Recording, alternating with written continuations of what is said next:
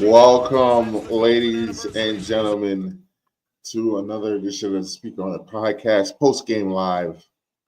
I am your host, Big Mike. I am here, tired and agitated, as you may imagine, as we just finished game 5 of the Knicks and the Pistons. Pistons win 106-103 in the Garden.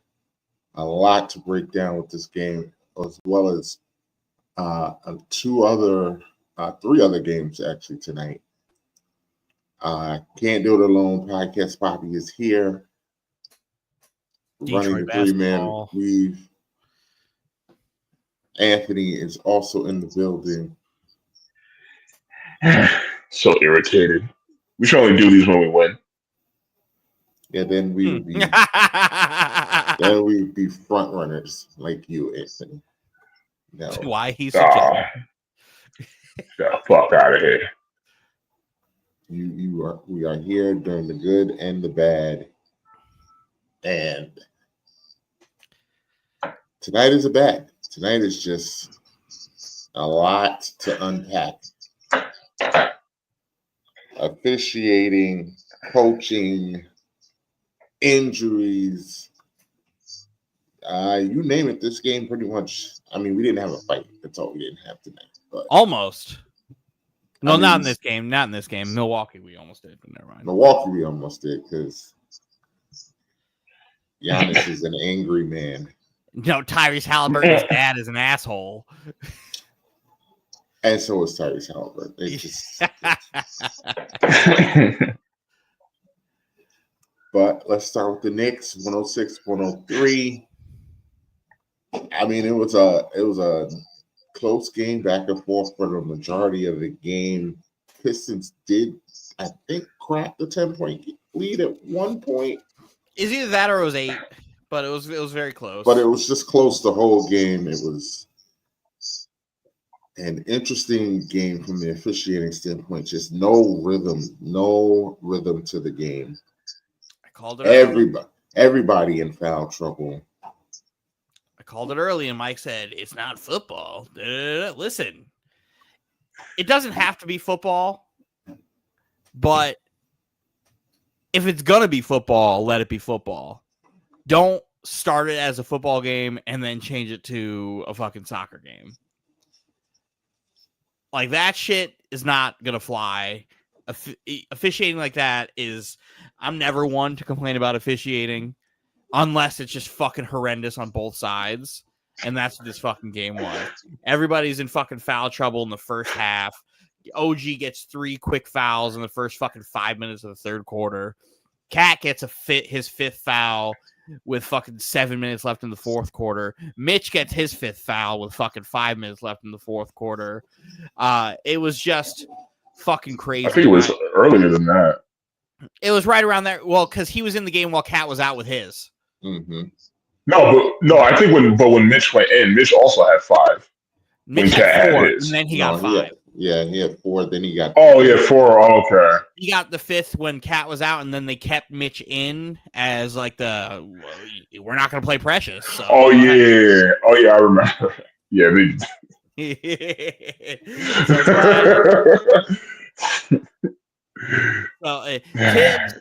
I was screaming from the hilltops when I got home from the gym. I don't understand why Tibbs doesn't play the Mitch and Cat lineup a little bit more, especially in this series, because I noticed this in the second quarter. Whenever they ran the high screen and roll and they pulled Cat out, Oster Thompson was just like chilling in the fucking dunker spot, just getting a dump off like he was fucking 1997 Karl Malone. And it was Jalen Brunson's man every time. Every time it was like, Jalen not rotating. The only time those plays didn't work was when Mitch was in the game. Mm-hmm. And then when you could afford to have Cat like pulled out, Mitch was there. Like, I understand you can't do that every fucking time because you can't. You're not going to play Precious, so you gotta fucking roll with a split lineup from time to time, but they should be spending more than like 6 minutes on the court together. If you're not going to play Precious, then they need to be on the floor. But you can't put them on the floor together, Dylan, because they will both run out of gas. But again, you could stagger it. So like you could play them for 3-4 minutes before you take Cat off the floor for his rest. Have Mitch have his dominant minutes at center where he's doing his thing. Swap out. Like the only thing I worry about with Mitch at that point is the hack of Mitch. Yeah, we saw it for the first time. Which tonight. we saw it today. What's going on, okay, guys? What's up? If you're gonna play that and they're like, okay, well, we don't want to keep doing this. So we want to be able to drive easy. Foul him. Foul him. Get him out of the game. Make Tibbs have to do something. And it was because Mitch honestly was causing chaos all night tonight. I think he was one of the only Knicks with a positive plus minus. He was causing chaos. Just defensively. Brunson was a +1. Josh Hart was a +3. Mitchell Robinson was a +9. Deuce was a +9. Deuce was also +9. Anthony. He played awful. Give me no fucking numbers. Oh, I'm giving that nonsense. So what's that supposed to mean? Deuce was a +9. Ask any Knicks fan if they thought Deuce had a good game today. Sounds like you're talking about impact. Why don't you tell that to your buddy James? Answer the question. You didn't answer the question. I didn't think. Okay. I still don't think Deuce had a bad game. I didn't think Deuce had a bad game either. I thought he missed a couple threes. He did not shoot well, but he did his thing on the defensive end. He did everything else well. Yeah, like I can't kill Deuce for the game that he had. But like you need to make your free throws. You need everybody to participate. My biggest pet peeve about this whole series is just Karl Anthony Towns. Yeah. Like big shot maker, big shot taker that he's had to do. But there's some moments where he just comes up so fucking small when you need, like, I need a statement bucket right here because I'm the fucking best post player in this series. And he doesn't get it. And then he'll just randomly just start fucking throwing a fucking fit at Tobias Harris. Every time he gets like an and one bucket. I don't know who your PR brother is on OTTR, Dylan. I don't know who that is. Listen, we'll figure it out. But like Cat deciding that he's going to be the world's toughest man while fucking Tobias Harris is guarding him gets old real quick. Who are you telling? You know, I ain't seen him do that to Duren yet. It's not gonna happen. To be fair, Jalen Duren is a very he's a physically imposing motherfucker. He's a grown ass man. Grown man. Did you see him? Did you see him stare down Brunson when he was on the floor and call him a flopping ass motherfucker? Yes. That shit was hilarious. He looked him dead in the eye and said, "You a flopping ass motherfucker." Because whenever Duren's on him, church mouse. He only got smoke for fucking for Tobias Harris. Right. As soon as Tobias gets on him, he's Charles Oakley. But and then there's some instances where Tobias Harris does a really good job on defense on him, and he just like, come on. And we he had a couple moments. He had a couple of those zesty Cat moments tonight. Where I was like, God. Yeah, a couple of zesty Cat moments. He did with this guy. He had a couple of. He's just emotionally unstable for me. Like sometimes we got to see some really good Tobias Harris today too. Like right after Duren scraped his face, like when Duren beat him up, and then he got up like somebody on the Knicks did it, and then he just 2014 Forest Hills Drive J. Cole, where he just didn't miss. He just didn't miss. He had himself a nice little 7-0 7-0 run after he got smacked in the eye. and then he was also playing defense. I was like, oh, okay. We get it. I see your bias. Just terrible. So yeah, but my thing is personally, I want to go back to Deuce for a second. I'm not crazy about this narrative. Oh, other than not shooting well, he had a good game. I'm like, not shooting well is a pretty big thing. Like, because if you look at everyone else on our bench, none of them shot well. To be fair, most of your like we got to get nobody. Well, yeah, but also again, you have to like hold the bench accountable. You can't like you guys are forgetting what having a lack of depth means for the starters. It's every game they have to be on point. Like the reason why I can't kill you deal with. Because like we can't just spend 3 minutes talking about the bench, be like, oh well, the starters. Yeah, we know the starters didn't play that well today, but again, the pressure is literally on them to have to play really well, damn near every fucking game, because we don't have no freaking depth. No, but you told me we do have depth. When the hell did I say we have depth? I've been saying all year we need depth. When I told you that the reason that Tibbs don't play these dudes is because they can't play. They can't. Yes. And then what was my response to that? I was like, hey, try to give them a chance. We saw that Shamit could knock down some shots. Yeah, we saw that Shamit could knock down some shots. I'm probably the biggest Shamit defender in here because Landry Shamit has a very special place in my heart. But Shamit ain't that good either. Like, I didn't say he was that good, but if you had to choose between him or Campaign, who are you? Who are you asking to give you 6 to 8 minutes? Him or Campaign? They're different roles. You need a ball handler. You're not going to ask Shamit to do that.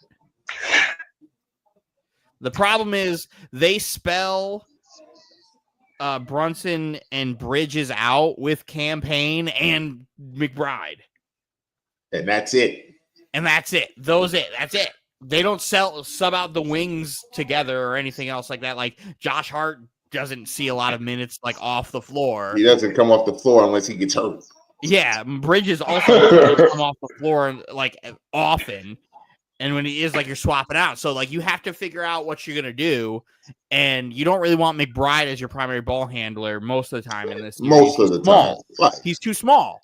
He can do it in spurt. Like, when Schroeder is in the game, then I don't have a problem with Deuce being the primary ball handler. Exactly. As long as Bridges or Cat is out there with him, then I have no problem with that. Between Campaign and Bridges, you're probably going to want Payne to be your ball handler. And I would prefer Cam to handle the ball. If it's them two, I would rather Campaign, because he's a veteran and he's a better ball handler. But the problem with that is I think Deuce is a better decision maker than Campaign, believe it or not. So, like, Campaign, poison. Exactly. Like, Campaign can handle the ball. He can break that press with his eyes closed, but then he comes and he does dumb shit and he shoots.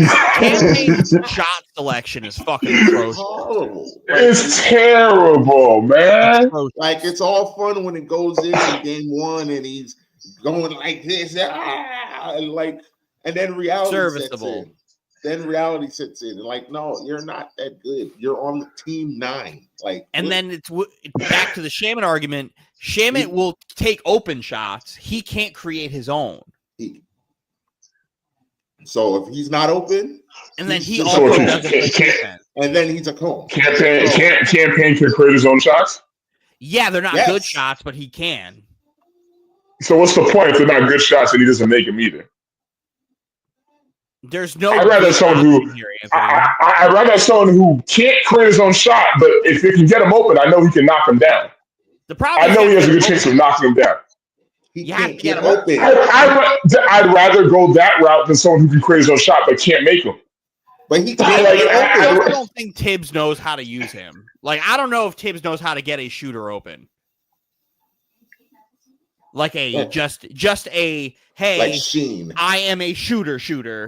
Get me open. I don't think he could do it. Sheen, JJ Redick.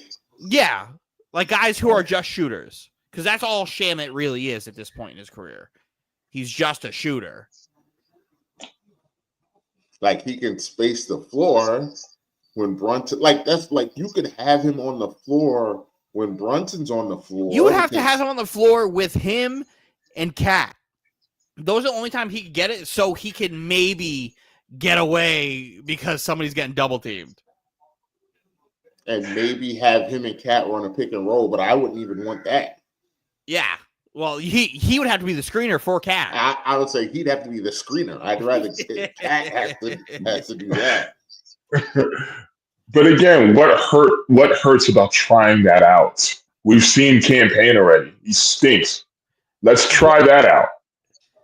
I don't think you're at a point where you could really afford to try it out. You're too far. Yeah, because we just need Campaign to get his minutes in.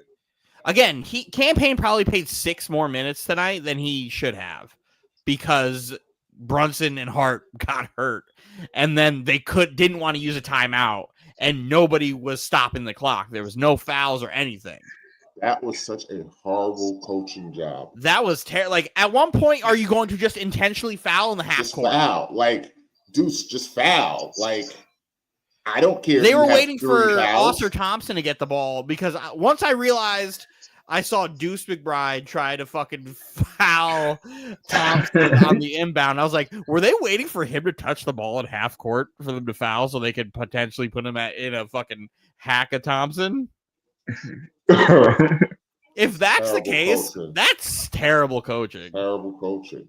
And then when you're able to finally like stop the clock and you're like, okay, we got a couple big shots. Shout out to OJ Anunoby for making that fucking shot, by the way. That was incredible. It was too little. It was too little too late.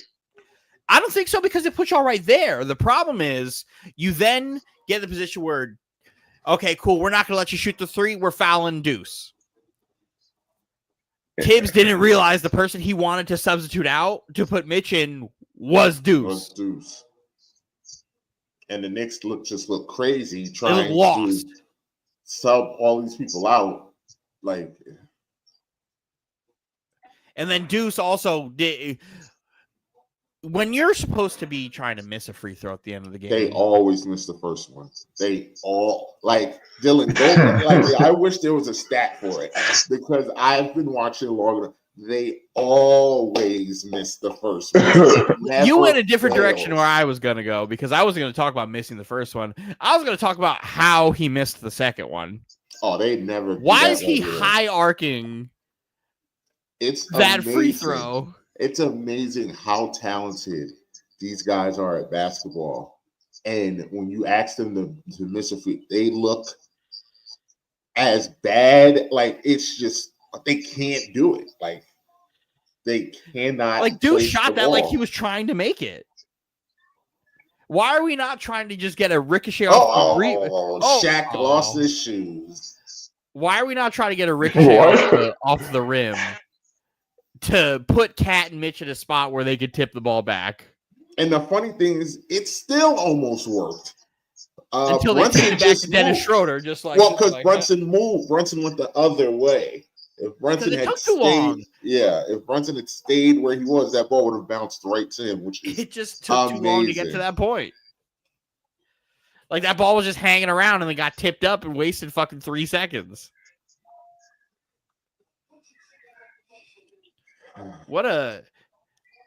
I know I stopped my Fire Tibbs campaign a couple years ago. Can't have 2 more games like that. I don't think unless you guys 3-1 lead to the Pistons. If you guys don't make it to the Eastern Conference Finals, he's probably got to go. It depends on how they lose the ball. I'm eventually. If we give Boston a good series, I think he's safe. Yeah, because if Boston does to us what Cleveland did to Miami, then Tibbs has got to go. If Boston does to them what they did to Miami, then Tibbs probably doesn't finish the series without getting fired. They fire him right after Game 4. Right after. You have to go through and be like, all right, how many years has Tibbs been coaching this team now? 6? 6 years? 5 years. 5 years? We went through on another episode. Outside of Ty Lue, Spoelstra, and technically Pop. He's the no longest one- tenured coach in basketball. No, not only that, Dylan. There's only like 3 other coaches. No one's at 5. Everyone is less than 5. Like everyone. It's crazy. At one point, do you sit there as like the head of the organization and you're just like, it's 5 years. We haven't gotten past the second round. We may need to go in a different direction. Well, I was saying this could be, this moment right now could be our Golden State moment. This could be it right here. Mike Malone is sitting there. Yep. Waiting. Yep. And he coaches the same way that Cleveland took a step, because Kenny Atkinson coaches very similar to JB Bickerstaff, but he's a more offensive coach than JB. And what happened? Cleveland unlocked. Mike Malone also is a defensive coach that coaches similar to Tibbs, but he's going to give them more freedom offensively, and it could unlock the team. Well, yeah, because I think when Brunson plays, Tibbs does a terrible job of getting Bridges and Anunoby quality shots. I think he's like, you guys may think differently. I think he's fucking terrible, because when Brunson was out, Anunoby was doing so fucking good. And there's a way to unlock that while you have Brunson. I would agree, because Brunson, contrary to popular belief, is actually a pass-first point guard. Like he has no problem passing the ball to these dudes. He has to. That's why I wanted the Knicks to give it one more year with Julius, because Brunson's ego wouldn't have been a problem with Julius. He would have let Julius do it. Well, he would have cut that dumb shit out, but he would have let Julius would have got all the shots he wanted. The problem is Julius would have been the problem with Julius. Julius would have been the problem, because Julius probably still thinks he's the best player on the team, and he's not. But Brunson is a pass-first point guard. He has no problem feeding these. Brunson dudes. is a point guard. He just has to, like, he literally will sit there and he'll look and he'll be like, okay, y'all are not moving, so I guess I'm just gonna have to go to work. Design some plays, Tibbs. Design some plays, because Mike, you've watched enough Mikal Bridges to probably understand what his shot tendencies and stuff are, right? Where does Mikal Bridges like to shoot the ball? On the wings. On the wings. Corners. He's a corner 3-point shooter, and he loves the mid-range fadeaway. That midi fadeaway from the corner. It's money. As lethal a shot as there is in the NBA right now. And I'm not, Knicks fan. No, that shot is. It's money. Lethal. It's a great shot to have in your arsenal. Run play. Let him get the mismatch. They should be. Go ahead, Dylan. I'll let you finish your point. That is the shot that Bridges loves. He doesn't get that shot nearly enough. And this is coming from a guy who got to watch Mikal Bridges be a number one option on a team. Not a great number one option, but this is a guy who averaged 20-plus points in the NBA. On mostly that shot. He's capable. And you can't tell me you can't find ways to get him that shot when Malik Beasley's on the court, when Tim Hardaway's on the court. Like, that's not real. Right? Yeah. With that being said, you also can't tell me you can't get a mismatch on OG when these guys are on the court, where he just doesn't bully you to the paint. Because I don't know if that's because OG is passive when Brunson plays, because he is very passive. No, he is passive. I said this last year. If OG could get to the point where he could really average 18 to 20 a game, problem. Super problem. But this is where Tibbs as a coach is failing, because you have these two wings who can score 20 plus points a game. like average 20 plus points a game, and they're dwindling in that like 16 to 18 on low amounts of shots where you could take a couple shots away from Brunson because Brunson shouldn't need to score 30 a game for the Knicks to win playoff games. But guess who scores 30 a game for the Knicks? Jalen Brunson. That's why it's like when Anthony said Brunson doesn't have to score 35 a game to win, you guys really only win when he scores 30. And that goes back to last year, too. If Brunson's not scoring 30, you guys don't win the game. I still disagree with that because Cat can't score 17.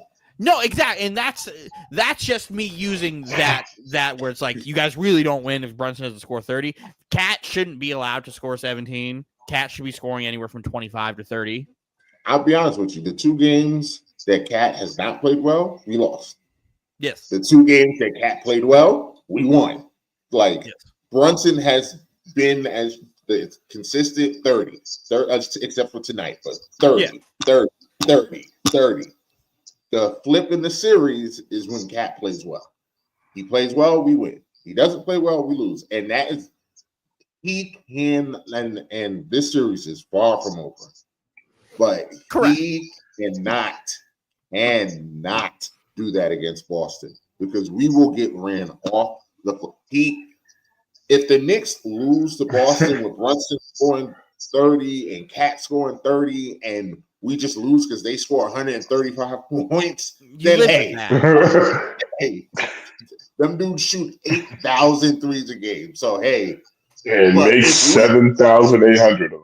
But if we lose to Boston with Brunson scoring 30 and Bridges scoring 20 and OG scoring 20 and Cat scoring 14, I'm going to have a fit because we need to win those games like that. Like I will answer your question right now. Like Porzingis, Cat is a better player than him. I promise you, Porzingis is going to outplay him in that series. Oh yeah. Promise. And that's what's going to be the frustrating part. Porzingis will play defense. If Cat is better than him, Porzingis is going to outplay him every night. Nightmares. And it's going to be frustrating because it's just, even right now, Cat is he's infinitely better than Tobias Harris. Like, there's no world where Tobias Harris should be guarding him one-on-one, and they're kind of just... And they have an almost identical stat line. Like, there's no... That is just not acceptable. Like, if that was Duran doing that to him, I'd be like, all right, that's a grown man. Cat's having a problem with the strength.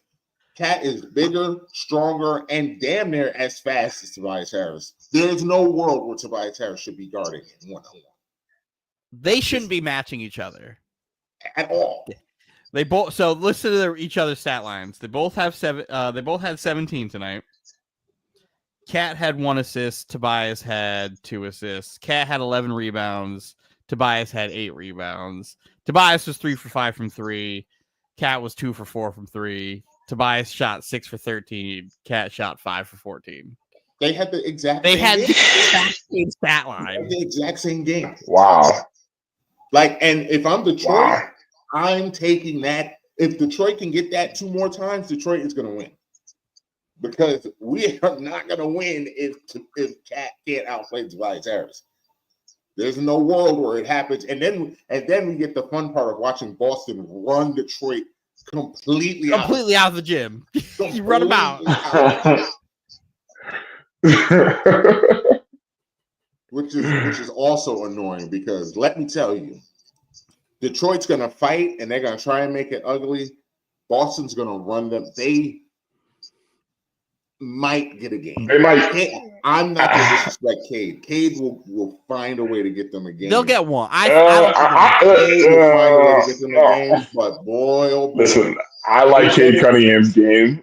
I don't like it. But 2 things could be true. They better win game 3. 2 things could be true, Mike. 1, I respect Cade's game, and 2, they ain't winning the game against us. They better get that's a sweep. I wouldn't take a game away from them. I think they could win 1. Boston also likes to play with their food. So. Yeah, that's why it's like Boston will probably win 4 games by fucking 20.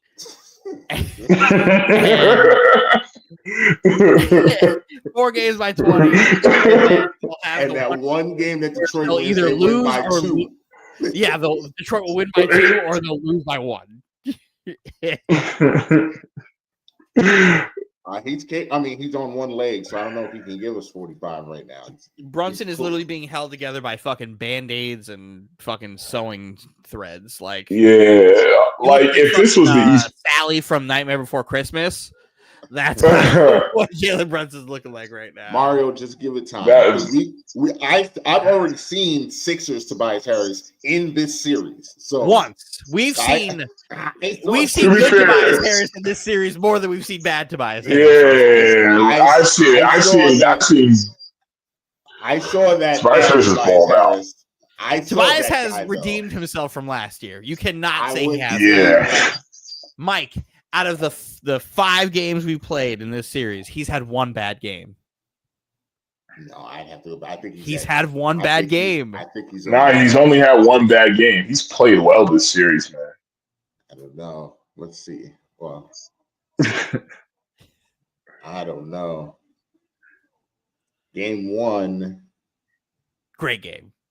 25 points, 4 5. So he had a good game in game 1. He definitely had a good game. I think game 2, he didn't have a good game. Game 2 was his bad game. He stuck it up. He had 15 points, 13 rebounds. 3. But he was 4 from 3. He was 6 and 11 from the field. He played 43 minutes. Because he's averaging like just under 16 points a game. Game 3, I'm almost positive was the game that he was just god awful. Game 3, he was god awful. And then game 4, he had like another fucking 15 or 17 piece. He is god awful in game 3. And game 4, he was 6 of 15, 0 for 3. Yeah, he didn't have a good game in game 4 either. Actually. Yeah, but he still got his points. Yeah, 5 fouls. He didn't play well in game 4 either. So he's still got his thing. But he played well tonight. He played okay. Well, game 4, remember, game 4 was also the fucking UFC fight. So nobody shot well that game. I think Brunson is coming. So we'll see. Detroit's got to win a game in Detroit. You should have saved that ticket. You should have played Lotto that night. You should have played Lotto that night. 20 in the first half. That is not it. The donut is coming. I hope you're right. Hope it's on Thursday. We'll see.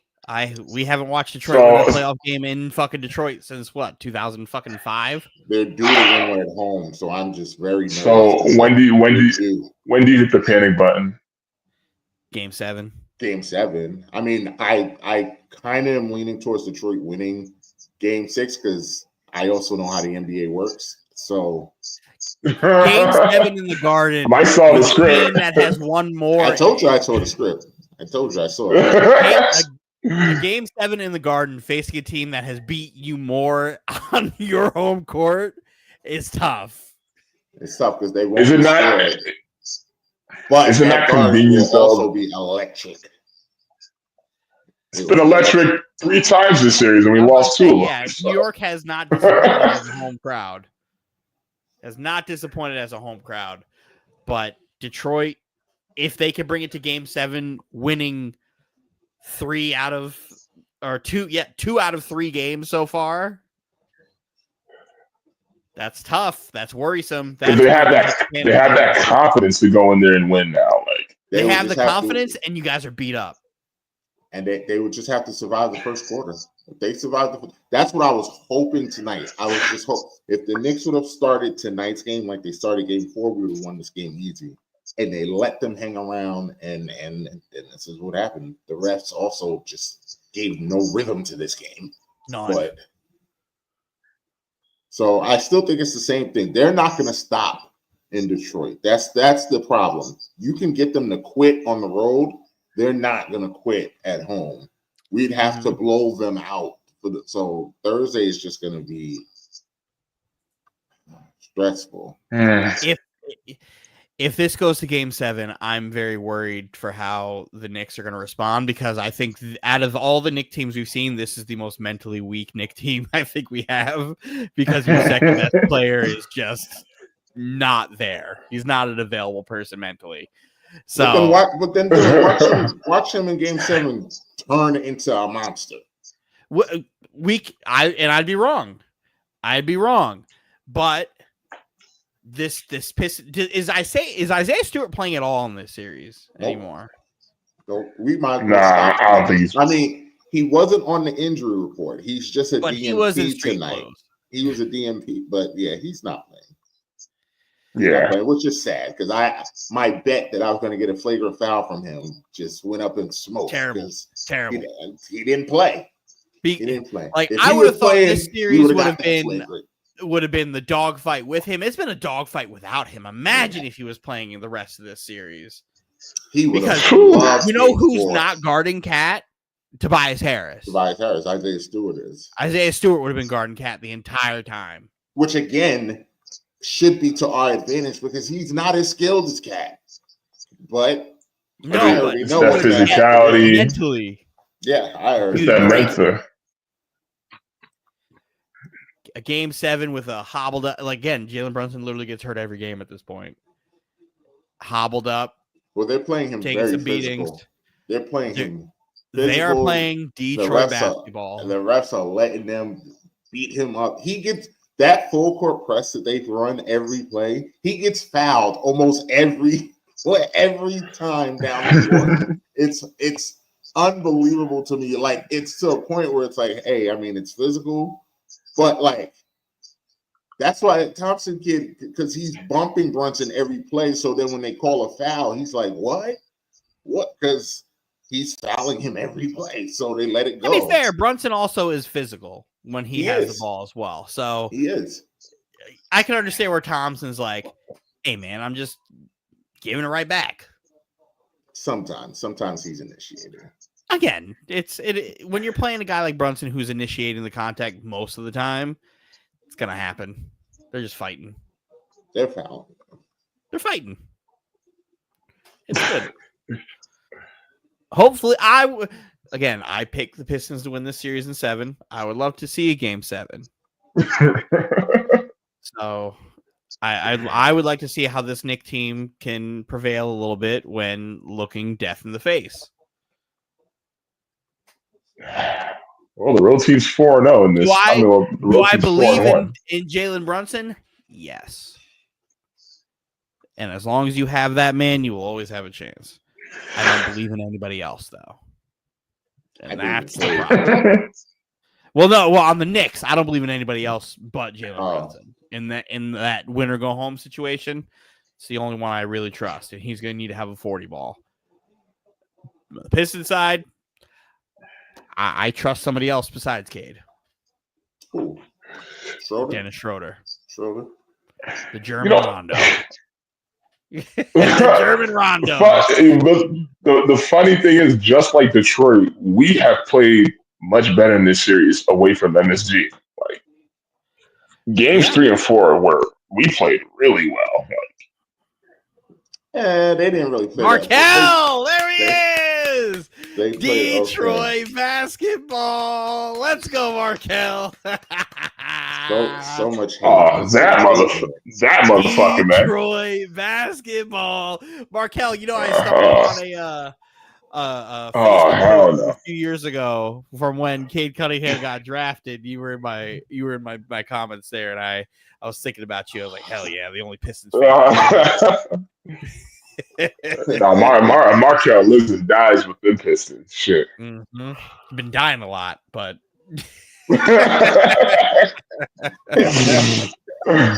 been dying a lot. But hey, man, he's a real fan. So what day would be Game 7 though? If there was a Game 7, Sunday. Better not be no Sunday at 1:00. I'm fucking pissed. Anthony, do you know how basketball? Do you not know how the NBA works? Do you know? But it would. No, it'll be Saturday. Thank God. It'd be Saturday. So if the Knicks are playing a Game 7 on Saturday, that's your 8:30 game. Yeah. That's And even if it was, I'm using PTO. I'm not missing that. Anyway, I'm be trying to sell couches, and I got fucking Game 7 in the back of my head. Not happening. I'll make sure I send that to your bosses. Clip it. He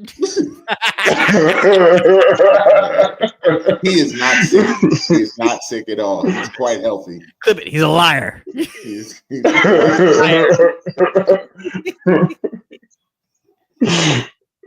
I know one thing.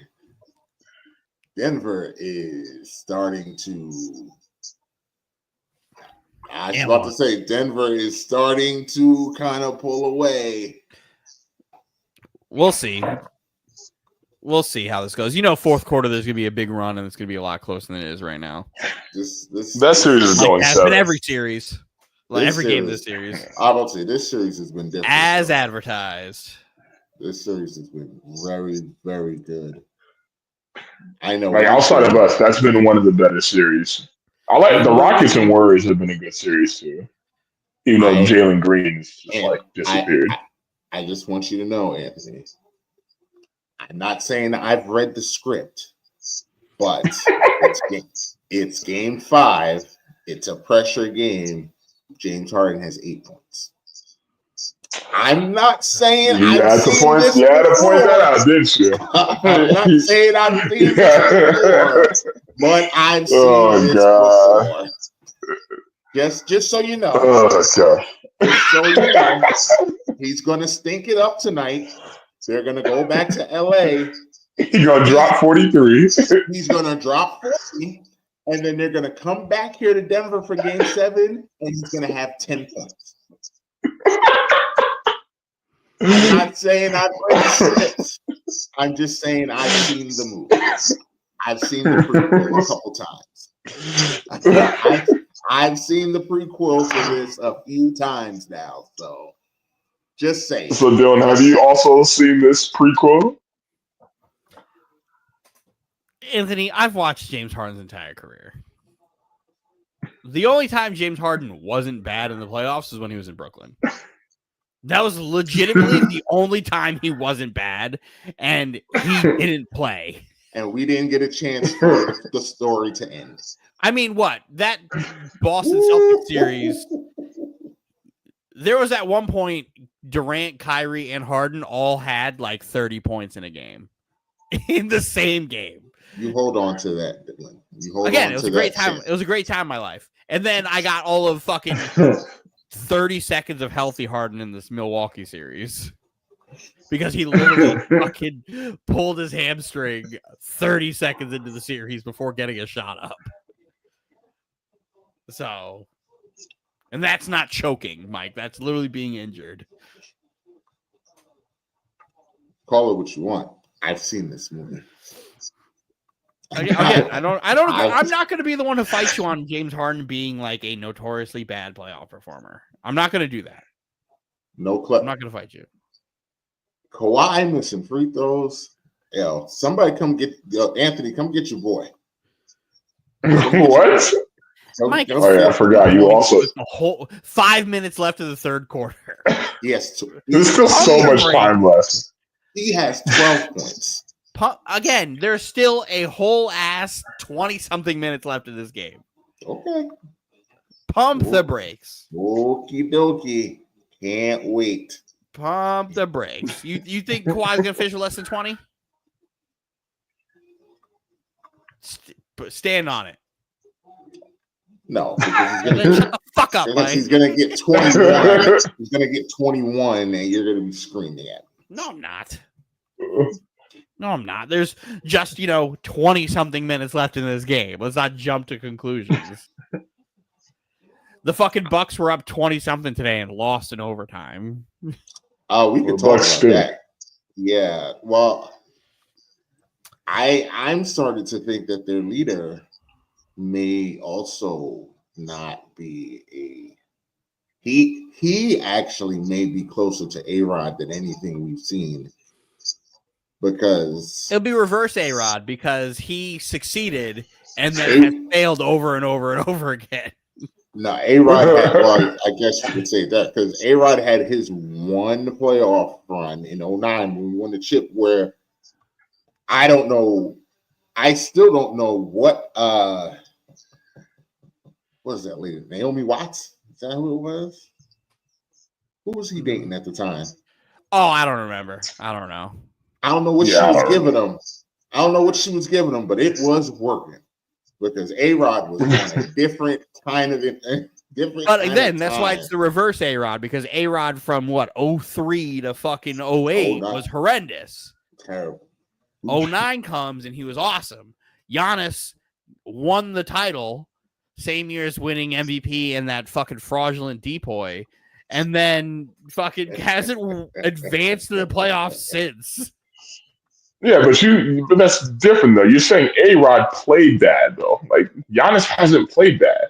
He's played very well. That's true. He has not been playing bad. He's not been playing bad. It actually is kind of low-key sad to watch him playing this amazing and him not even being in the game. To be fair, that Heat did not play good. But that Heat series that they lost in the first round a couple years ago, that he did not play good there. Because it's like they collapsed in that game too. Well, Giannis collapsed in that game. Giannis in that game, that closeout game in that Heat series. We were on the air live. We were on the air live watching Giannis miss free throws and turn over the ball and not guard Jimmy. And Jimmy just did it unbelievable. Oh, Jimmy only had 50 on Drew Holiday. Maybe we should go get the defensive player of the year to guard him. Fraudulent depoy. Fraudulent depoy. Because you know what happened today? Tyrese Halliburton went, today's the anniversary of the shot. One of the greatest shots I've ever seen. That made Kawhi the greatest player in NBA history. One of the greatest shots I've ever seen. Oh, my God, Mike. Jesus. Max Tyrese Halliburton give Giannis the business for game. That's a tough pill to swallow. That team annoys me so much. Giannis proceeds to fight the whole team. Giannis was fighting his dad. Yeah, his dad was. Yeah, then he was fighting someone else on the team right after. That was Kevin Porter Jr. And Giannis was trying to get in between everybody because KPJ was trying to fight James Johnson. No, Giannis got into an altercation. Giannis was dapping people up. He dapped up. I can't see who it is because it's a bench player because he had a T-shirt like clearly a bench player. Giannis dapped him up. They came in close. They was talking, and then Giannis pushed him away and was like, "Yo, what?" Like then the scuffle happened, and then another scuffle happened. Listen, I've been speaking about this on this podcast for years. James Johnson is not the one you want to fuck with. Well, yeah. And I thought it was hilarious. I thought it was hilarious that Giannis made sure to talk to him calmly. I thought that was hilarious. Giannis was like, no, my brother, look, he's disrespecting me. As a man, I gotta do what's right, and I gotta stand up for myself. The reason you have James Johnson on your team is for a moment like this, because he'll beat the shit out of any of those guys. James Johnson has the entire NBA shook. They are all scared to death of that man, which is hilarious. Listen, he got it. He got it. He can have that. He got it. I still heard him say he's closer to John Jones. Him saying he could beat John Jones in a fight with a real training camp is still one of the wildest tough things. Thing to say. Tough thing to say because John's like the greatest of all time. Even name anybody John in the NBA who has a chance. None. Nobody. Including James. But who has the best chance?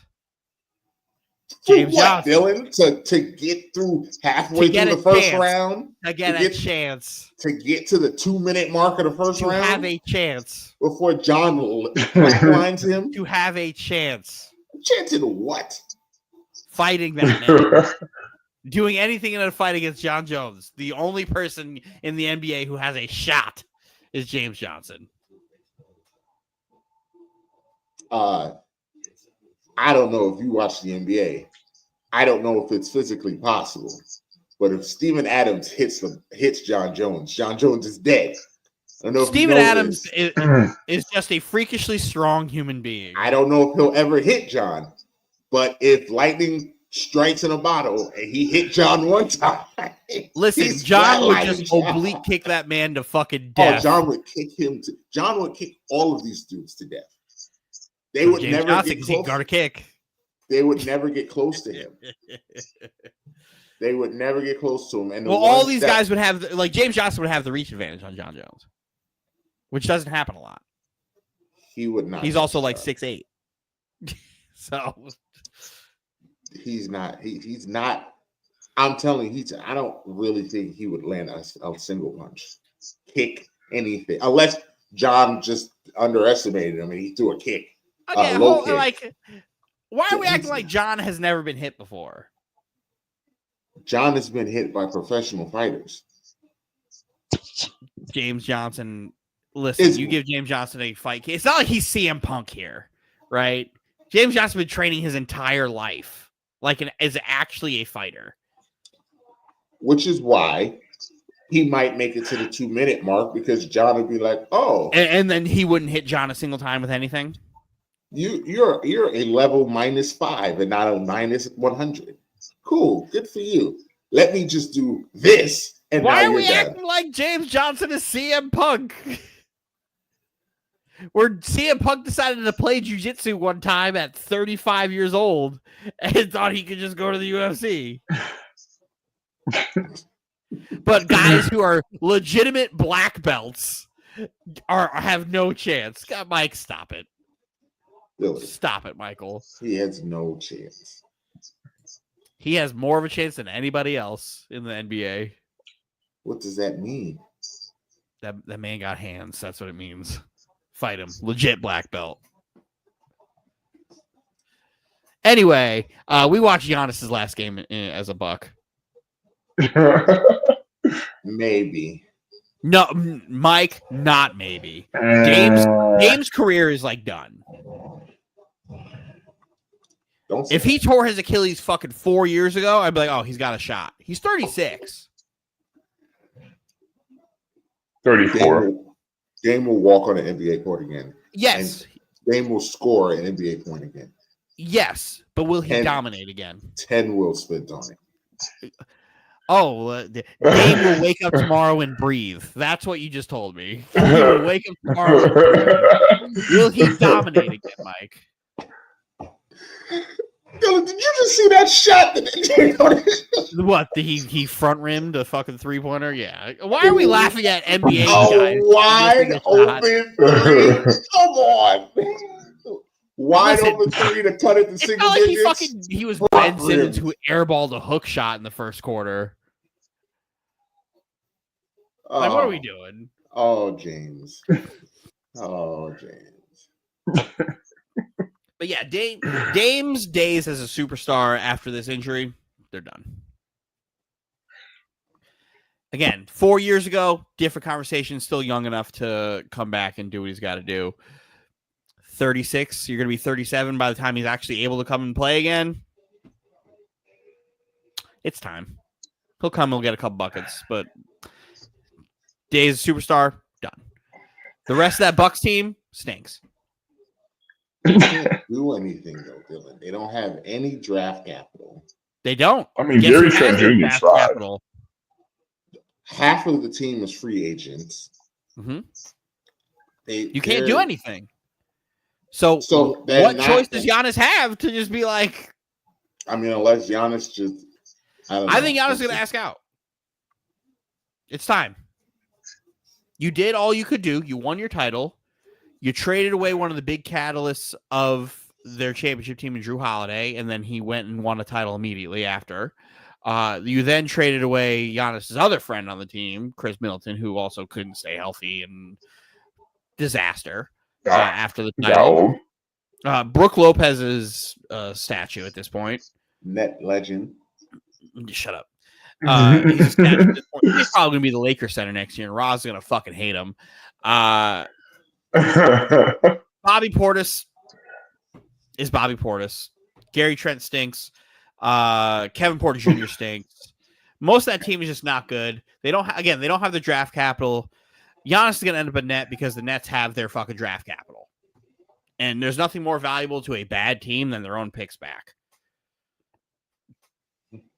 So we could be like, hey, well, you give us the Greek boy and we'll give you your draft picks back. Here are your fucking 17 and 18-year-olds that aren't on the team yet.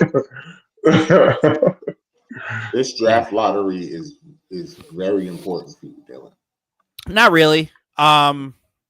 It's either we're gonna have a top 4 pick and we're gonna keep it, or if anything in the top 5 out or anything 5 or higher, that's a Milwaukee pick. That's what I'm saying. This draft lottery is going to determine it because if y'all don't have but guess what? I think pick, y'all are trading that. No, I think there's top 4. That pick's not involved in any deal. There's a way you could get Giannis without trading that pick. Because again, the most valuable assets we have are Milwaukee's own picks. 5, if it's anything 5, 6, 7, that pick is gone, so we don't have to give up as much for it. But we have your picks, we have our picks, we have Milwaukee's picks, we have a couple of Philly picks. Like, we have a million draft picks to get rid of to help them offload whatever it is. So it is what it is. The Nets are going to end up winning the offseason. Now I'm going to be sitting here like, yeah, I got the fraudulent depoy on my team. Cool. Yep, until he's getting and shut the hell up, dude. And then you're fanboying. You're gonna let your pride not cheer for. You are gonna turn into what you hate the most. You're gonna turn into Roz, and you're gonna root for your team. Oh, I'll slap you across the face. You will root for your team to look. You will sit here in misery as your team is good. The only way that won't happen is if it also like I posted. If it's Kevin Durant and Giannis, I'm in. What about Trey? I'll listen. I like Trae Young. I think Trae Young is one of the few people that would work well in a Giannis like conglomerate. If you could keep T-shirt man, get me Trae Young, and some of the young guys like can build as 3-point shooters, and you get nothing but 3-point shooters around everybody else, I'm in, right? But if you're gonna sit here and be like, oh, Ja Morant and Giannis, no, that is horrendous. The worst floor space that you could possibly give me. I'm all set on that. Like, there's not a lot of people I could pair up with Giannis and be happy. Trae Young is one. Kevin Durant is one. You can't give me Steph Curry or any of those guys. Like, it's not going to happen. But yeah, it's no, no. What? No. What are we doing? What are we doing? Throwing guys out there for you. No, that might be like guys who are legitimately available. Like, that's not happening. Like, oh, you get me Giannis and you go get me Zion. I'm furious at that too because Zion doesn't play basketball. Russ is killing the Clippers. Loves to see it. Love to see it. So I'm in on Kevin Durant. Give me Kevin Durant back. I will throw away all of my if we're going to be bad, like if you're not going to be good and win a playoff series, tank, and if we're not going to compete, whatever, like I'll throw all that away, just have Kevin Durant back on my team. Right. Kevin Durant's one of my 3 favorite players of all time. So it's like, I will gladly take him. Who are the other 2? My favorite players of all time is Tracy McGrady. You didn't know it was Tracy McGrady? Yeah, Tim Duncan. The second greatest shooting guard of all time, Tracy McGrady. Tracy McGrady, Steph Curry, Kevin Durant. I thought you were going to say Tim Duncan. No, Tim Duncan's top 5, though. Gotta love Timmy. Hated Timmy in real time, early. Old Timmy late. Just appreciated the greatness. Just greatness. Tim Duncan's a fucking dog. So he cost me a championship. Well. It cost me. It took me 15 years to get over that. It is what it is. But yeah, Brooklyn accepted Kevin Durant, and Kevin Durant still has a soft spot for Brooklyn, so I would love to have him back. Just because, like, everyone's like, "Oh, who's going to retire Kevin Durant's jersey?" Obviously, Oklahoma City's going to retire his jersey. Is it? It's not obvious. Okay, let's take that away. You know who has no problem retiring his jersey? Us. Golden State. No, us. Because when you associate Kevin Durant with a team, who do you associate him with? The Thunder. That's it. Thunder. I mean, those Warriors teams don't obviously Golden State because they won. They won, but the fan base doesn't respect him. They were just the Avengers, but honestly, when I think of Kevin Durant, I still think of OKC. Yeah. And then his most important stint as a like superstar player outside of Oklahoma City was Brooklyn. Boston took care of that. Well, actually, Milwaukee did. Milwaukee took the soul of that team. Did they? Because that sweep by Boston was... Oh, yeah, but again, after that Milwaukee team, that team never played again. That team never played again. That was my championship. Because I watched Kevin Durant and Jeff Green will that series to 7. Miss Uncle Jeff. Still in the league. Yes, in Houston. Still in the league. Uncle Jeff's the man. 2K cheat code. So I'll take 7 back in Brooklyn. Make it happen. Because Phoenix, desperate. Desperate. I don't even know if they're desperate as opposed to they just don't know what they're doing. I wouldn't even call it that. What's the worst contract they could take back in a trade? Bradley Beal's. Bradley Beal's contract. That's the worst contract that they can get. Well, they already have it. So what's the worst contract outside of the contract they already have that honestly, they can get back? I mean, honestly, probably Zion's contract. Zion's contract is not a good Zion's contract's only bad because he just doesn't play basketball. Yeah, but didn't they have an injury clause in it though? So they don't really have to pay him. 100% guaranteed. It's like 80% guaranteed. Yeah. But still, Paul George's contract doesn't look good right now either. It also is not good. It's horrible. Paul George's contract does not look good right now. Would we consider Embiid's contract a bad contract yet? Close. Close. Yeah. He got an MVP on this contract. The problem is he also may retire on this contract. That is also true. He also may retire on this contract. Because the problem is, I mean, if you're a really good player, but you can't stay healthy, that is considered a bad contract in my eyes. The layup that Tobias Harris blocked in transition that everybody stopped running on because they were waving their fingers. That was a goaltend. It was a goaltend. Yeah, that was a bad goal too. That was a goaltend. Yeah, and then can't they review that after the fact? I thought that they could review it after the fact. No. Oh. I thought that was one of those ones. That would have had to have been challenged. But yeah, that was a goaltend. That was a goaltend. That was. I don't remember what the score was, but yeah, it was still close. I think it was they were in the middle of swapping leads. But Christian Braun having 11 points and 11 rebounds is diabolical. That's diabolical. Like no disrespect. He ain't that guy. There's no world he should have 11 rebounds on this Clippers team. Yeah, I still can't get over DeAndre Jordan getting playoff minutes in 2025. I thought I was seeing things when I saw him on the court. Oof. Shooting over a chair. Yeah. Michael Porter Jr. Are the Lakers going home tomorrow? Yeah. No. Yeah. I think so. No. Luka is an absolute cone on defense. Luka's not playing well right now. No, he offensively, yes. Offensively, he's playing very well. I don't even think he's playing that well offensively, to be honest with you. Everything he does is hard and forced, and it's not. It has no rhythm to it. He's a tough shot taker, tough shot maker. It's the type of guy he is. But when Luke give me is a cooking, hard force. you know when Luke is cooking though, like he's not cooking, so he's working for it, and that's exactly what they want. The problem is Anthony Edwards is on this legend killer run, like Randy Orton.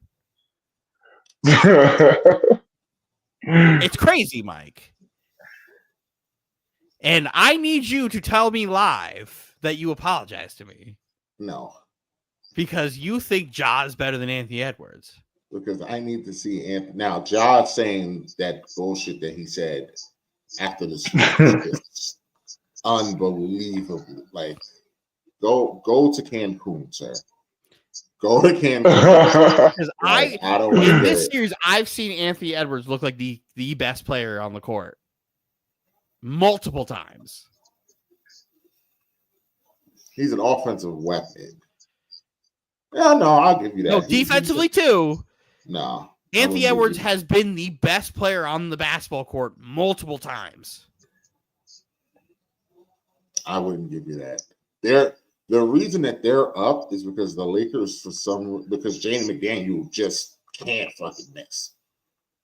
That's also helping. That's the reason Minnesota is up is not like we can break it down and be over. And Jaden McDaniels does not score like this. So no, he does not. Him doing this is unbelievable right now. Like unbelievable. And until the Lakers figure it out, move him up on the scouting chart or something. Who do you have guard him though? The problem is they're leaving the week, but like he's not even like cooking them though. I know they're open shots. He's just it's bad rotations. Yeah, like here's a practice jumper switch. They're bad rotations, and like, the guys who are guarding him are guys like Rui. Rui is not having a good series. Rui's having a terrible series. He's getting cooked defensively. And he's not scoring. He scored the last game. Didn't he have he scored in the fourth. Yeah, he did. He had a couple of big shots in the fourth. He had like 27. And then the game before, he only had like 8. It doesn't feel like it's enough. Yeah, it just doesn't feel like it's enough. Well, they're not playing defense. Kawhi is. What the hell is going on? He's front rimming free throws. What is going on? I know one thing, Dylan. He got 15. He's gonna get to 20. There's still 9 minutes to go. Yeah, he'll be all right. The team not gonna be all right. James Harden. I'm looking at the stats right now. Do you know how many fucking rebounds Zubats has? I'm looking. How many? 2 is wild. Zubats has 2 for him? Are you serious? 2 rebounds. Russ is that's crazy. Yo, this is so funny because Russ is cooking them. Do you know how bad of a game Russ is going to have in Game 6? Oh, yeah. Again, Mike, what a shot by Kawhi on a fucking offensive foul. He barely made him. Yeah, he threw him out the way. He barely made that. Russell Westbrook is, again, the human embodiment of the fucking item box in Mario Kart. You don't know what you're going to get. Russ is, because I can feel it. Because Russ is going to be like, yeah, I got it. And I will say, though, the game Russ didn't play, he didn't play that well. Like, I don't understand how Mike Malone got fired for not wanting to play Russ and for wanting to play that young kid who's not better than Russ. Like, Mike, we also, like, why we were, because you play to win the game, Dylan. Hello. Yeah, but he's erratic and streaky. He's still the best option you have. He's not better than that kid? Yeah. You play to win the game. Again, I will live with Russ shooting all of these fucking threes. I will live with that. If that's how you're gonna beat me, so be it. You know who's not gonna beat me? That fucking big fellow who wears 15.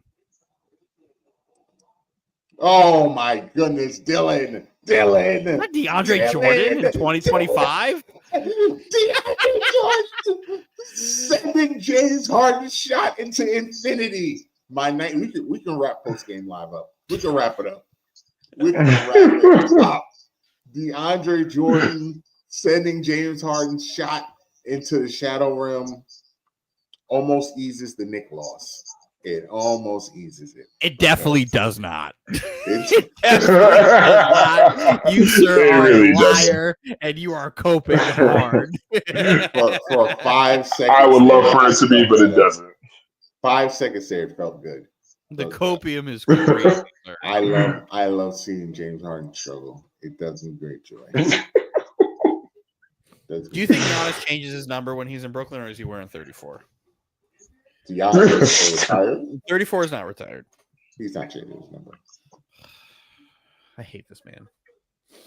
You're gonna love him. You're gonna absolutely love him. Imagine him dropping like 38, 15, and 10. You talking about fit? He's a fake DPOY. Come on, man. That ain't happening, bro. Come on, Dylan. Come on, Dylan. I can't wait to call Dylan a fraud all next season. Listen, I won't mention him. I will root for everybody else, and then I'll be quiet. You're like, oh, Giannis scored fucking 60 tonight. I'm like, yeah, but did you see fucking Drew Timmy? Did you see Drew Timmy with fucking 11 and 6? Crazy. I can't wait to call Dylan a fraud. I also can't wait to call Dylan a fraud when Giannis is killing Cat and the Knicks lose to the Nets, and all of a sudden the pom-poms come back out for Dylan with the Nets. The problem is the pom-poms are gone next year, depending on what happens, right? If we draft a team and we don't trade for a superstar, that's like, okay, we're going to be fun. There's no point in trying to root for the tank now. Like, we're past that. We're not bad enough to be the tank. So let's root for some wins. Or we're trading for fucking Giannis and trying to be a contender and say, all right, well, the pom-poms are out. So I was like, all right, well, we have to figure it out. The pom-poms are gone. The problem is Giannis doesn't get the fucking privilege of getting my pom-poms. He will. The privilege. I like, to answer this question on the screen, I like OG guarding him. Mikal Bridges cannot guard him. Barbecue chicken. So it's got to be OG. Who knows? Maybe Precious could guard him and give him trouble, but we'll never know because Precious is never going to play the strength. Cade is bullying Jalen and Mikal every time he sees them. Yeah, but it's the strength, but the lateral quickness, no. They playing football, Dylan. They playing football. Let them go play football. Precious can't stay in front of him. Let go play football. On switches. All I need is for switches. I don't need him guarding him 60 feet. Guard him at the end of the shot clock. You can do that. But the answer to the question is OG. That's good. It's OG. Yeah, OG gives the best shot. And, I mean, he's done a good job. Durant is not going to get – I mean, when Mitch is in the game, Mitch is the monster. So – if Mitch plays like that in Detroit, we're going to have a chance. Cat has to play better. We can do all of this we want. Cat has to play better. They have nobody on their team that can guard him. He has to play better. And he can't guard anybody on their team. It's the give and take. Okay, Chris Dunn, Connecticut's finest. Not DeAndre trying to get another one. Turn back the clock. It's 2011. Lob City. Still one of the nastiest alley-oops you will ever see. Shout out to Brandon Knight. Ever. Shout out to Brandon Knight. Before we go, I just got to know. Anthony, do you have a verbal argument for this 100 humans versus one gorilla? because I just need to hear you tell me and Dylan in real time the words come out of your mouth that you really think that the here's mine. I personally think, because again, I've seen all these compilation lists of the various types of people you need on this 100-man roster that can beat a gorilla. But let's just leave the fictitious superheroes and all the other crap out of here. Let's talk about just regular human beings for a second. Kirk Angle is getting it done. I think honestly, if you split that 100 into 5 groups of 20 people, and you give them all roles to attack certain parts and whatnot, do different things, distractions and whatnot, I think there's a chance. Are there going to be casualties? Absolutely. I won't be one of them, but there are definitely going to be casualties at the end of the day. But I think it's possible. I mean, look, there have been many people who have given you scenarios of how the humans can win. Shout out to Paul Pierce. So I think it's possible, man. I think it's possible. What the fuck is wrong with you? Like, what are we? How are we doing damage to an animal that we can't physically hurt? There's nothing we can do to hurt this animal. We can't fight it. What's that statement Ron said? It's a less than 0% chance. It is a 0% chance. It's not a non-0% chance. It's a 0% chance. The cool thing about like science and whatnot is we know the biology and the anatomy of a fucking gorilla, right? We know all of it. Bone structure. What is it? 2-3 times more dense than ours? Density, muscle mass, all of this stuff. PSI. There is nothing that we can do to damage this gorilla without killing ourselves. Oh, I keep seeing people, gouge his eyes out. How? Who's getting close enough? Because guess what? He's going to hit one person. A gorilla has enough strength to throw a punch and kill a human. Off rip. Just that. Right? Can decapitate a human with a punch. You try. Oh, I'm going to go and put a fucking gorilla in a full Nelson. Who the fuck are you? That was the dumbest shit I've ever seen. I'm going to put a gorilla in a full Nelson. And you know what's going to happen? You're going to put him in a full Nelson, and while you're trying to choke the gorilla, he's just going to squeeze your leg and destroy it. One, you would never be able to even close your arms. You'd never do that.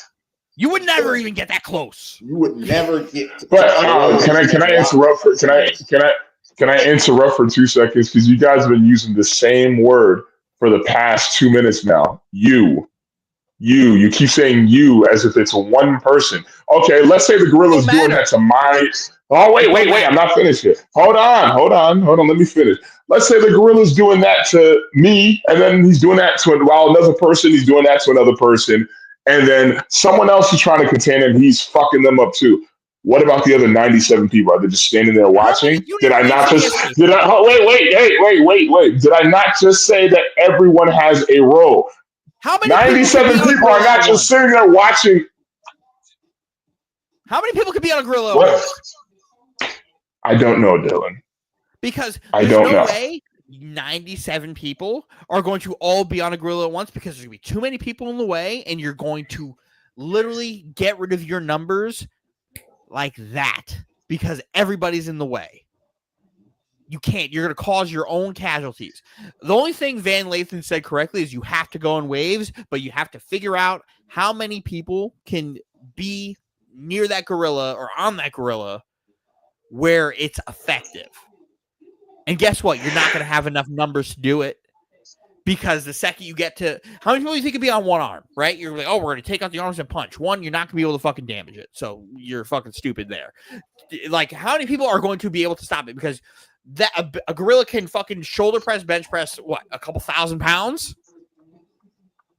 A couple thousand. How many people could be on an arm? 4 at the most. 4. That's not enough. To be effective, more than 4. Anything more than 4, you now look dumb as hell because you're now in each other's way. You can't effectively grab anything, and now you're just fucking just dumb. You're flailing. You're flailing, and you're just gonna get tossed. That's the problem with all of this. We have all this plan. Anthony, how many people do you think it would take to take you down to the ground?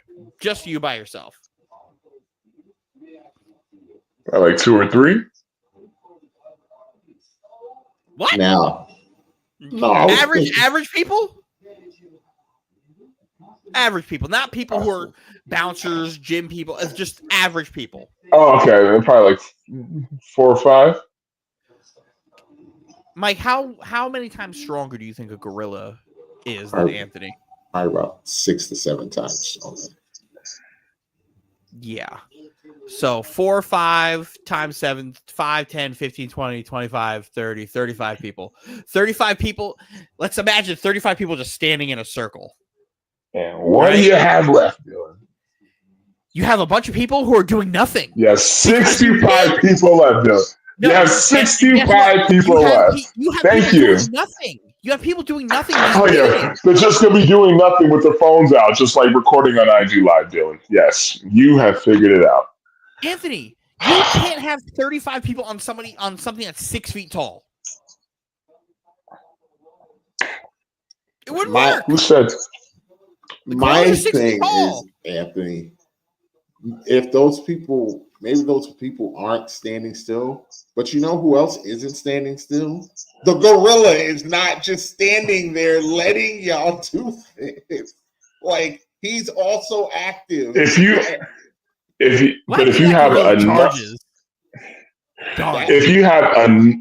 have enough people getting, like, if you have enough people distracting the gorilla, if the gorilla focuses his attention on, say, like, the same 20 to 30 people, then you have that other 65, 70 that can apply that pressure for long enough to at least start weakening the gorilla at the end of the day.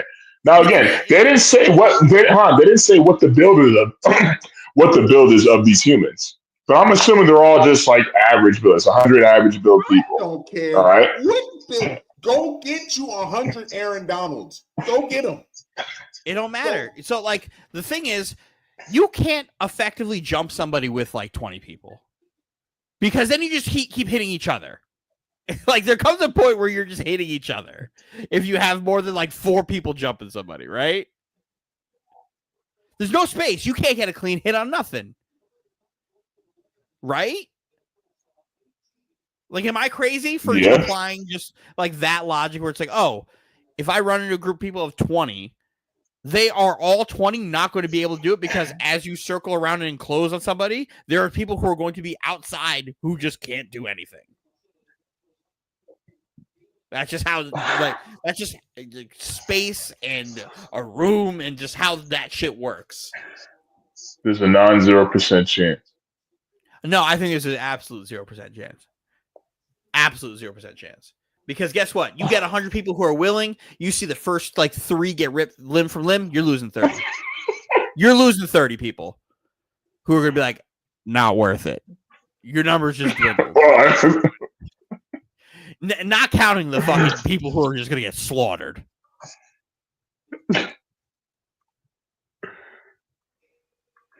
I don't want to. My thing is, the gorilla is literally going to be able to kill people instant kills. So, like, the wave thing to me doesn't work because it's instant kills. And like Vince said, the endurance, the gorilla's going to get tired. That's true. But you still can't hurt it. Anthony, that's wait. Let me take what you just said and rearrange it real quick. So you just mentioned endurance. You just mentioned the fact that the gorilla can insta-kill people. At the end of the day, I'm going to go back to what I said about having a set of people out of that 100, like 20 to 25, occupy that gorilla's time. No, they don't need to necessarily be all jumping on at once off rip. Because like you guys said, the gorilla can just insta kill these motherfuckers in 2 seconds at the end of the day. But if you have them running around, having that gorilla chase them, having them just wear out the gorilla physically, energy-wise too as well, that leaves an opportunity right there. That really does. Anthony, let me tell you a little something about primal instinct. Animals Yes. who are known as predators don't go after the ones who are moving. They go after the ones that aren't. Then all of them. It's not but again, but why would you think that they're just standing there? But why would you think that they're just standing there though? Like, why do we keep going back to this? Oh, well, just there's 100. But why do you keep thinking just? You think 100 people are just going to run in circles and he's not going to be able to grab a motherfucker? I didn't say they're going to be running in circles. You know how much faster a gorilla is than a human? That too. Gorillas run 25 miles an hour.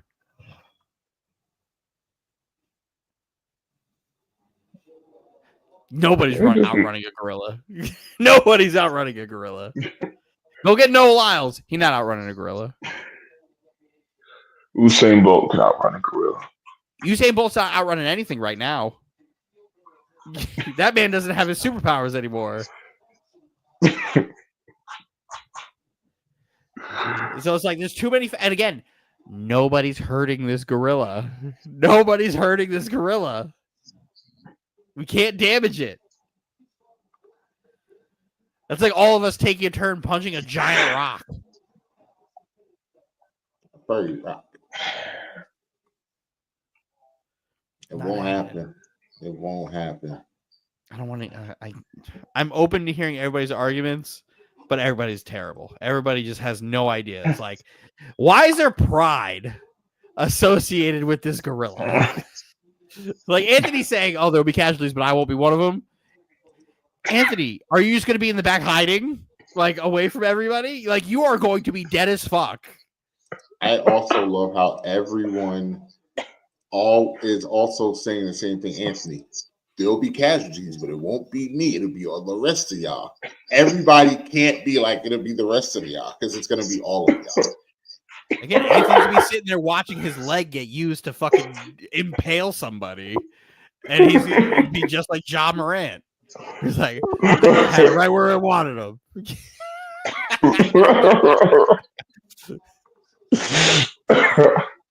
Like that's just nonsense to me. Absolute nonsense. Stupid. Like I knew people were like, I was aware of how dumb the world is, but then when I heard the guy say that I'm going to get the gorilla in a full Nelson and wrap my legs around his waist, like that's just going to happen. Like who's applying a full Nelson onto a gorilla? You're gonna do a rear naked choke to a gorilla with a body lock, as if the gorilla, which by the way is 400 pounds, is not like you're gonna win a hand fight with a gorilla and start off in a fucking collar elbow and just fucking transition into a full Nelson. Like it can break your bones just like grabbing, like it's thousands of pounds of grip strength, enough to shatter human bones. You just have to be cunning. Andy, that's the type of dumb shit that gets you killed. That's the type of dumb shit that gets you killed.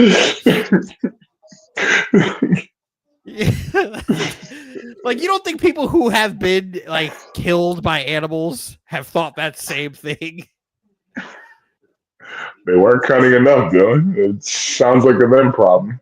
Nobody is ever going to be. I'm going to tell you, Dylan, you tell me if you have a better chance of 100 humans killing a grizzly bear than they do that gorilla.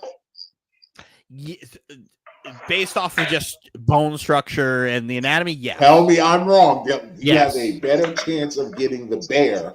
The bear being on all fours and not having the ability to like really like. Yeah, because if he stands up, it's a problem. Problem. It's a problem if he stands up. But his body is not as dense as the gorilla. Like you could hurt your theory, Anthony, would work on a bear because on most animals, like a lion. you Like, could yeah. wear it down. Like you could wear it down. You can penetrate its skin. Like you cannot with a silverback gorilla.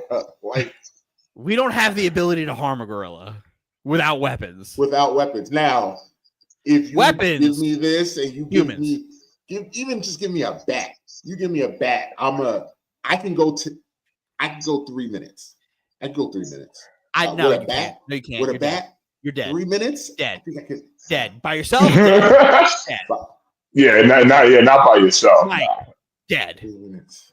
Dead. Spike that. Dead. You're dead. Spike that. I can hurt it. You're dead. I can hurt it though. Yeah, but you're dead.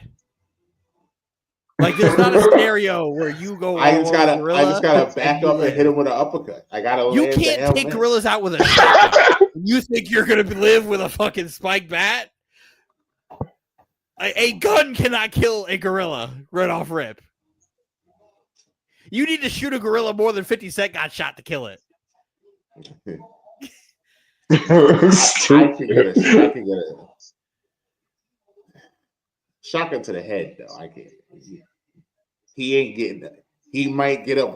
He's not getting up. Shotgun to the head. He may eat one. A gorilla may eat one. Shotgun to the chest. He might get up. Shotgun to the chest. Run. He might get up. You need to get out of there. He might get up. No, it'll hurt him though. It'll yeah, but adrenaline on a gorilla. He'll stop. Cook. He'll stop, but he'll get up. But to the head, no, I can. The gorilla will sit there like, "How dare you make me bleed my own blood?" And then.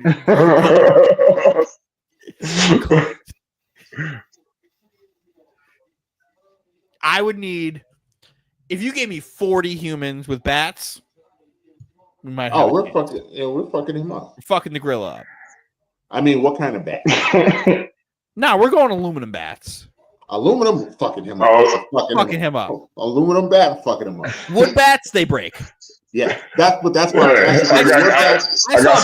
I got some bat over his leg. A wood bat would break, but I was trying to think would a wood bat to be able to penetrate the skin, because you might be able to still hurt it. Oh, to stab. I don't think we need to worry about that. I think we could give enough actual trauma from the blunt object to where it'd from be a wood bat. I don't know, because it could break. Aluminum bat. Aluminum bat, I'm fucking them up. Yeah, wood bat you can impale if it breaks. If you're telling me I can impale it, then yeah. But hate to break it to y'all, but it's still gonna be casualties. Oh, a ton. But I think you could win with that. The humans have a chance of coming out on top. Because now we can wear him. Okay, so which one of y'all going first? You go in waves of 5. And all right, so are you going to be in that first wave? You keep going. Not me. I'm Greg Popovich. I'm Greg Popovich. Exactly. I'm organizing it. 5. And if I lose by 40, damn, I got to be better next time. We might have to do waves again. We always got game 2. Yeah. Coward ass motherfucker. Nice men, boys to men.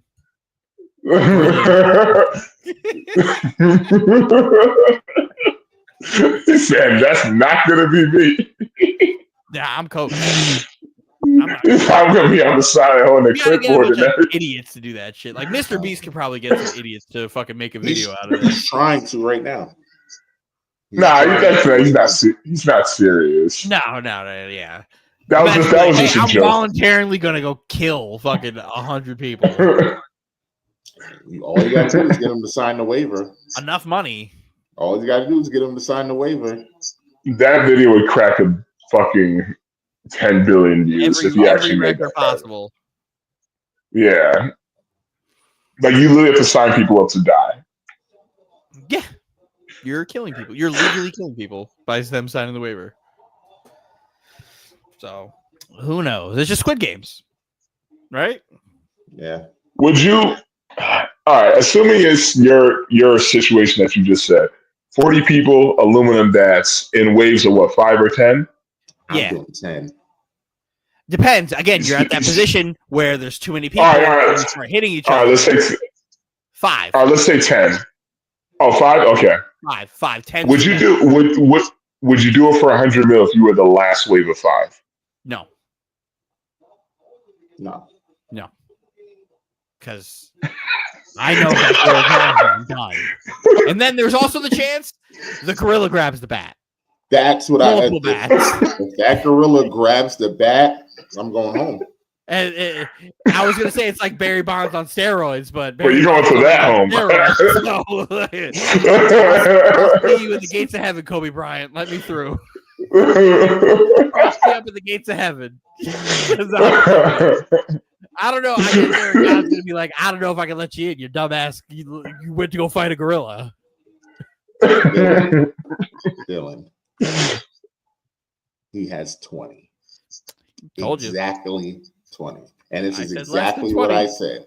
It's exactly I said he gonna score less than 20? And you're like, I'm not taking it. Because he's gonna score exactly that and make me mad. And James Harden has 11. James Harden has 11. It's almost like after game 2 when James and Anthony were pumping their chests out about James Harden, and I said, notice who's been quiet about James Harden this entire time. And it's almost like I said, it's okay because wait until we get to games 4, 5, and 6, and you will see James Harden turn into James Harden. Well, funny enough, this is Jokic's not even doing that today. This is the Jamal Murray game. Jamal Murray went fucking nuclear. And Russ. Jamal Murray had 43, Mike. Russ exactly, but Jamal. Because I was watching some of these shots that Jamal was making, it's just unbelievable. Russ had 21. Jamal Murray 17 of 26, 43, 8 for 14 from 3. He had 18 in the second half. That's insane. Jamal went fucking nuclear. So shout out to him. Jokic didn't he had a triple double, but barely. 13, 10, and 11. Anthony, we're getting dangerously close to Zubac getting the title of the Joker Whisperer. We're getting dangerously close. Oh my god. We're getting dangerously close. Oh yeah? Just look at this series. Zubac has been Tobias Harrising Joker in this series.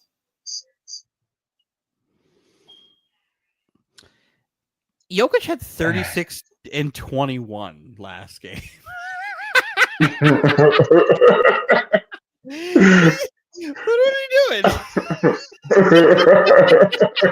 are we doing? And in game 3, he had 23. 23, 13, and 13? And Zubac had 19 and 9. Jokic is not a defender. We know this. Game 2, Jokic had 29, 12, and 9. And Zubac had 16 and 12 and 4. Game 1, 29, 12. No, that's 9. That's game 1. What's game 2? Do you have the identical stats in back-to-back games? And game 1, Zubac had 21, 13, and 2. So don't tell me Zubac ain't out here playing. Don't try and disrespect him.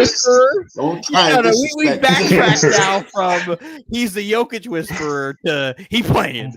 Jokic is averaging almost 25 points a game. Zoo is averaging triple-double. Averaging 20 in this series too. Yo, hold on, let me see what Jokic is averaging in the playoffs right now. Postseason. He is averaging 20. The fuck? 4. That's Jamal Murray. What the fuck? That's not Jokic. Nikola Jokic. Postseason. 28, 10, and 13. 28, 13. The Jokic whisperer is letting Jokic average a triple-double. Hey. He's getting it done. Listen, stop it. Stop it. getting it done. Stop it. It's getting dangerous. Oh, Zubac's the Jokic whisperer. A triple-double. A triple-double.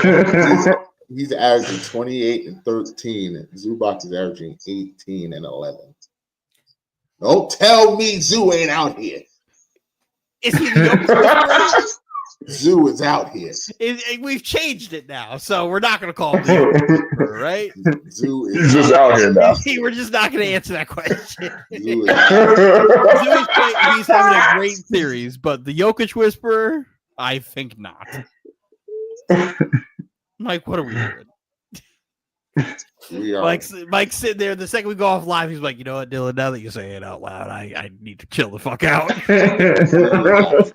Zoo is out here. That's all I'm gonna say. Zoo is out here. Well, that narrative flipped. Anthony, you saw that live. That narrative flipped. All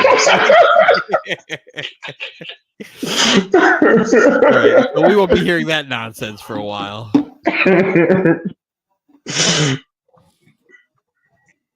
All right, wrap this shit up, Mike. Like, share, subscribe, hit the notification button. We'll be back for another edition of Post Game Live. Maybe Thursday. And probably have to do it Saturday. Probably. We definitely have to do it Saturday if that's the case. There's no running. Game 7 is a loss. No. Y'all have to be here. Y'all have to. I mean, it's not like I can fight you on that. I'm not going to dish out. Apologize to your boy. Wait, apologize for what? Because if the Knicks lose Game 7, if there is a Game 7, the Knicks lose it, that means I have another prediction correct. And I need kudos. And I'll still make sure you don't win that speaking. I know you will, but we need to change that formula is. We'll talk, Mike. He's like, if anything, you are not going to win that speaky. Damn it. I'll really make sure you don't win that speaking. Fuck that. But from us to you, we say adieu. Good night.